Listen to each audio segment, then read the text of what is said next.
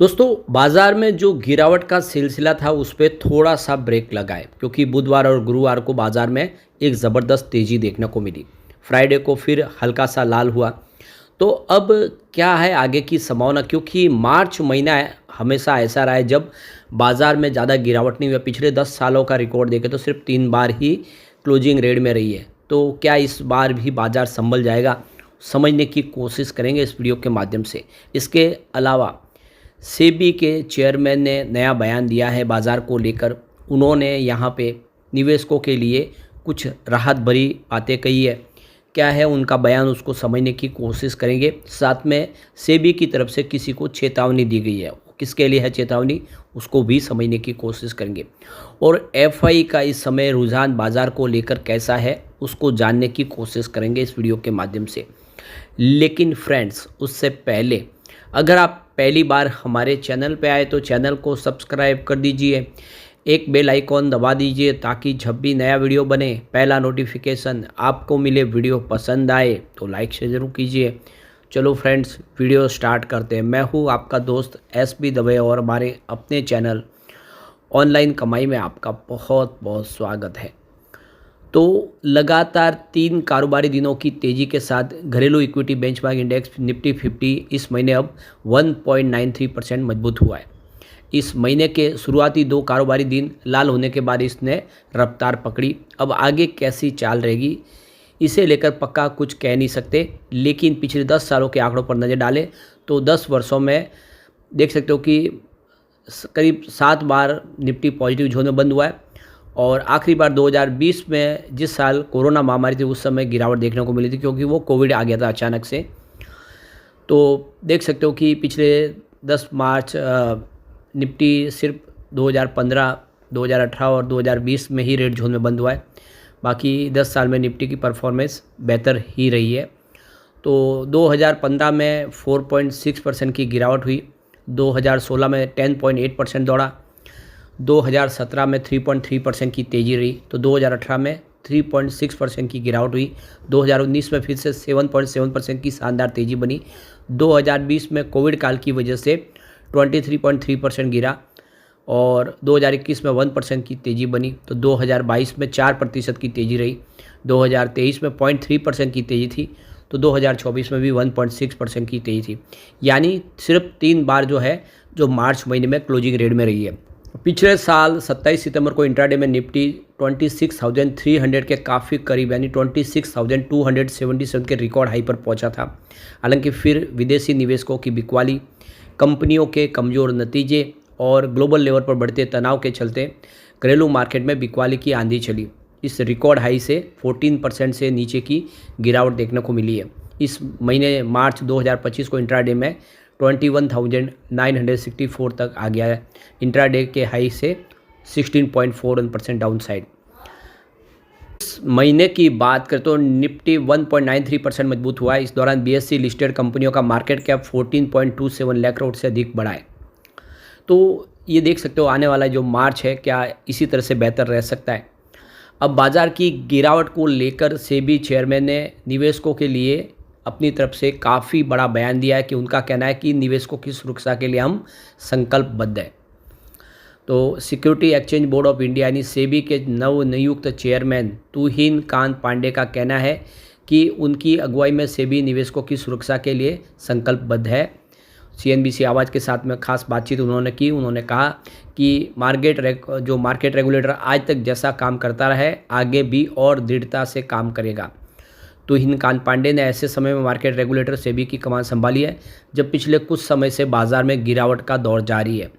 इस पर सेबी के नए चेयरमैन ने कहा है कि रेगुलेटर मार्केट के उतार चढ़ाव के लिए जिम्मेदार नहीं होता है, मार्केट अपने हिसाब से ऊपर नीचे होता है। उन्होंने कहा कि हमें ऐसे में ये देखना होता है कि मार्केट की डिग्निटी बनी रहे। जहाँ तक इन्वेस्टर के अवेयरनेस का सवाल है, मार्केट में किस समय रहना है, कितना करना है और क्या करना है, उसके लिए सेबी, म्यूचुअल फंड और अन्य इंडस्ट्रीज़ के द्वारा अवेयरनेस प्रोग्राम लंबे समय से जारी है और आगे भी जारी रहेंगे। एक पॉलिसी मेकर से सेबी चेयरमैन बनने की चुनौती पर तुहिन कांत पांडे ने कहा कि यह उनके लिए चैलेंज तो है, लेकिन वह इसे अपनी टीम के साथ अच्छी तरह से मिलकर संभालेंगे। तो तुहिन कांत पांडे बहुत अनुभवी व्यक्ति है, काफ़ी उन्होंने अनुभव के साथ काम किया है, अलग अलग से देख सकते हो कि डिपार्टमेंट में काम किया है। उड़ीसा कैडर के 1987 बैच के वो आईएएस अधिकारी है और काफ़ी बेहतर तरीके से वो सेबी की कमान को संभाल सकते हैं, इसीलिए उनको ये मौका दिया गया है। तो अब देखना होगा कि सेबी में और क्या बदलाव होते हैं। एक और जो बड़ी अपडेट निकल के आ रही है, नेस्ले इंडिया को सेबी ने चेतावनी दी है। तो इनसाइडर ट्रेडिंग का यहाँ पे आरोप लगाए। तो देख सकते हो कि सेबी ने नेस्ले इंडिया को इनसाइडर ट्रेडिंग के नियमों के उल्लंघन पर चेतावनी दी है। सेबी के अनुसार नेस्ले इंडिया के बड़े अधिकारी ने इन नियमों का उल्लंघन किया है। हालांकि इस अधिकारी की पहचान का अभी खुलासा नहीं हुआ है। सेबी के डिप्टी जनरल ने कॉन्ट्रैक्ट ट्रेड नियमों के तहत नेस्ले इंडिया को वार्निंग लेटर जारी किया है। नेस्ले ने मामले से जुड़ी ज़्यादा जानकारी देने से इनकार कर दिया है। नेस्ले इंडिया ने बताया कि चेतावनी का उनके बिजनेस पर कोई असर नहीं पड़ा है। कंपनी की रेगुलर और फाइनेंशियल एक्टिविटी सामान्य तरीके से ऑपरेट हो रही है। तो कॉन्ट्रा ट्रेड में 6 महीने तक शेयर नहीं बेच सकते हैं। कॉन्ट्रा ट्रेड में किसी कंपनी के इनसाइडर जैसे कि अधिकारी या कर्मचारी को एक तय सीमा के भीतर अपनी कंपनी के शेयरों को खरीदने या बेचने की मनाही होती है। सेबी के नियमों के अनुसार कोई इनसाइडर अगर कंपनी के शेयर खरीदता है तो कम से कम 6 महीने तक उन्हें नहीं बेच सकता। शेयर को बेचने पर कॉन्ट्रा ट्रेड नियमों का उल्लंघन माना जाता है। तो सेबी ने यह चेतावनी उनको जारी की है, नेस्ले को। अब यहाँ पे देख सकते हो कि विदेशी निवेशकों ने इस साल काफ़ी ज़्यादा बिकवाली की है। करीब 15 अरब रुपए के डॉलर के उन्होंने शेयर अपने बेचे हैं और देश की मार्केट वैल्यू से 1.3 लाख करोड़ डॉलर कम हो गई है। तो भले ही भारतीय शेयर बाजार में लगातार गिरावट के कारण इक्विटी वैल्यूएशन में गिरावट आई है, लेकिन ग्लोबल फंड मैनेजर भारतीय शेयरों में निवेश करने की जल्दी में नहीं है। ऐसा इसलिए है क्योंकि भारतीय बाजार में अभी भी आर्थिक मंदी, प्रॉफिट में गिरावट, संभावित अमेरिकी टैरिफ की चुनौतियों से बाजार जूझ रहा है। और जो रिपोर्ट निकल के आ रही है कि एशिया में सौदेबाजी की तलाश कर रहे ट्रेडर्स अभी भी सस्ते चीनी शेयरों की ओर ज़्यादा आकर्षित हो रहे। चाइनीज शेयर आर्टिफिशियल इंटेलिजेंस के विकास से प्रेरित बुल रन के बीच में यह सेंटीमेंट दर्शाता है कि चीन से भारत की ओर स्टॉक रोटेशन कैसे उलट गया है। इसकी वजह से भारतीय अर्थव्यवस्था में वृद्धि अपेक्षाकृत धीमी प्री कोविड स्थिति में लौट रही है और खपत में गिरावट है। भारतीय बाजार में गिरावट के बावजूद भी इस बाजार मल्टीपल है और एशिया के बाकी सभी उभरते बाजारों की तुलना में अधिक बना हुआ है। तो विदेशी निवेशकों ने इस साल अब तक भारतीय शेयर बाजार से लगभग 15 अरब डॉलर निकाले। इससे पहले 2022 में उन्होंने रिकॉर्ड 17 अरब डॉलर निकाले थे। इस बिकवाली के चलते भारत की market value 1.3 lakh crore dollar से ज़्यादा गिर चुकी है। ब्लूमबर्ग की जो रिपोर्ट के मुताबिक सिंगापुर में अलायंस ग्लोबल इन्वेस्टर के पोर्टफोलियो मैनेजर आनंद गुप्ता का कहना है कि ग्लोबल निवेशकों को आर्थिक सुधार, कॉरपोरेट आय में वृद्धि के सबूतों की लगातार ज़रूरत है। निवेशक शहरी और ग्रामीण क्षेत्रों में उपभोक्ताओं में खर्च में वृद्धि और कॉरपोरेट से पॉजिटिव कमेंट्री देखना चाहते हैं, जो अभी तक देखने को नहीं मिल रही है।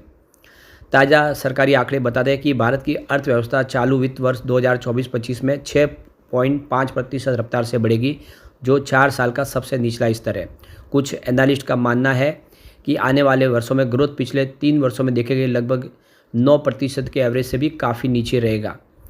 इस माहौल में कॉरपोरेट मुनाफे पर भी प्रॉफिट में असर पड़ता है। जेएम फाइनेंशियल लिमिटेड के अनुसार निफ्टी 50 इंडेक्स में शामिल 60% से अधिक कंपनियों ने पिछले महीने अपने एडवांस प्रॉफिट एस्टीमेट में गिरावट देखी है। ब्लूमबर्ग इंटेलिजेंस के अनुसार भारत का अर्निंग रिवीजन मोमेंटम इस क्षेत्र में विकासशील अर्थव्यवस्थाओं में सबसे कमज़ोर है। तो कुछ निवेशक लगातार बिकवाली के बीच भी वैल्यू खोज रहे हैं। अनुभवी निवेशक मार्क मोबियस का कहना है कि बाजार में बॉटमिंग के कोई स्पष्ट संकेत नहीं दिख रहे हैं, लेकिन सौदेबाजी की तलाश करने का ये एक बढ़िया समय है। भारतीय बाजार में रिकवरी आएगी।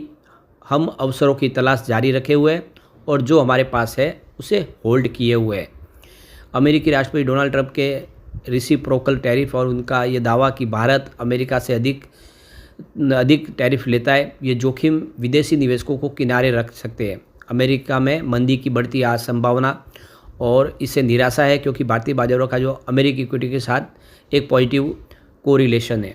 तो इसकी वजह से भी देख सकते हो कि बाज़ार में अभी भी निवेशक थोड़े से डरे हुए विदेशी निवेशक, लेकिन मार्क मोबियस का मानना है कि बाज़ार इस समय एक बॉटम की तलाश जरूर कर रहा है और जल्द ही बॉटम भी दिख जाएगा और एक अच्छा अवसर भी है और वो होल्ड किया हो। तो मार्क मोबियस बाज़ार पे अभी भी भरोसा कर रहे हैं। तो देखना होगा आगे बागे बाज़ार की क्या स्थिति बनती है। लेकिन फ्रेंड्स, कोई भी इन्वेस्टमेंट करने से पहले अपने फाइनेंशियल एडवाइज़र से एडवाइस ले ले या अपना खुद का रिसर्च करें, क्योंकि मैंने वीडियो आपके एजुकेशनल पर्पज़ के लिए ही बनाया। वीडियो पसंद आए तो लाइक से जरूर कीजिए और चैनल को सब्सक्राइब कर दीजिए। Thank you friends.